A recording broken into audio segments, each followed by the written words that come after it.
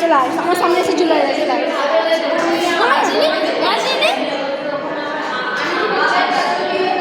দেখছো গাইস কত ভালোবাসা। আবার খান তুমি ভিডিওতে গালাগালি হয়।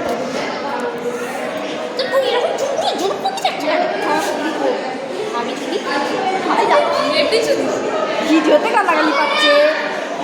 দেখছো আমার বাবাই আমাকে কত ভালোবাসে।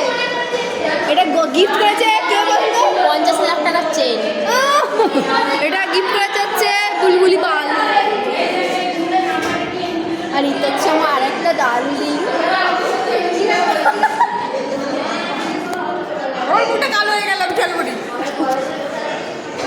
বাবা আরে স্কিনটা দেখিস চকচক করে ব্লাসার মেরেছি।